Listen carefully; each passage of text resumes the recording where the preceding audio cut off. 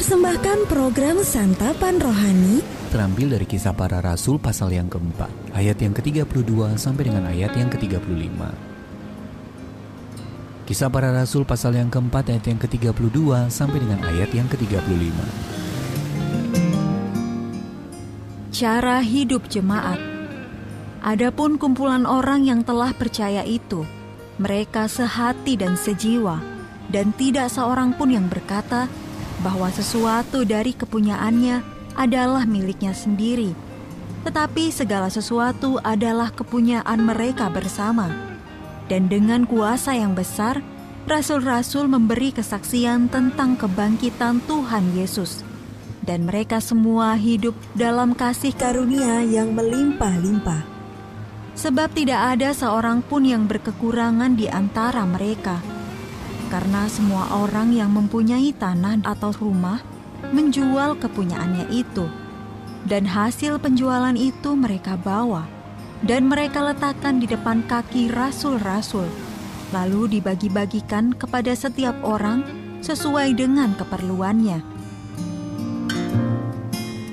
Ayat Mas Renungan hari ini terambil dari Kisah Para Rasul pasal yang keempat, ayat yang ke-33 sampai dengan ayat yang ke-34. Mereka semua hidup dalam kasih karunia yang melimpah-limpah, sebab tidak ada seorang pun yang berkekurangan di antara mereka. Judul renungan kali ini menjadi Saluran Kasih Karunia, ditulis oleh Kirsten Holmberg. Putra kami menghabiskan tahun-tahun awal hidupnya di panti asuhan sebelum kami mengadopsi dirinya. Sebelum meninggalkan panti tersebut untuk pulang bersama kami memintanya untuk mengambil barang-barang pribadinya. Namun ia tidak punya apa-apa. Akhirnya kami mengganti pakaian yang ia kenakan dengan baju baru yang kami bawakan untuknya, sekaligus meninggalkan beberapa potong baju untuk anak-anak lain di sana. Meskipun sedih melihat sedikitnya barang yang ia miliki, saya bersuka cita karena sekarang kami dapat membantu memenuhi kebutuhan jasmani dan rohaninya. Beberapa tahun kemudian, kami melihat seseorang meminta sumbangan untuk keluarga-keluarga yang membutuhkan. Anak laki-laki saya begitu bersemangat menyumbangkan boneka-boneka binatangnya dan beberapa keping uang receh untuk menolong mereka. Mengingat latar belakangnya yang sulit, sebenarnya wajar jika ia memilih untuk menolak berbagi. Akan tetapi menurut saya, alasan dari kemurahan hatinya itu sama seperti yang dimiliki oleh jemaat mula-mula.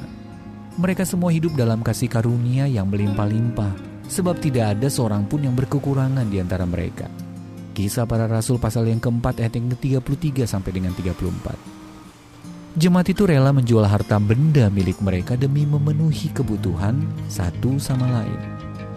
Ketika kita menyadari kebutuhan orang lain, jasmani maupun rohani, kiranya kasih karunia Allah bekerja dengan melimpah-limpah di dalam diri kita, sehingga kita bisa memberikan respons seperti jemaat mula-mula, dengan rela dan tulus memberi kepada mereka yang membutuhkan. Kita pun menjadi saluran kasih karunia Allah sebagai saudara-saudari seiman yang sehati dan sejiwa di dalam Yesus Kristus.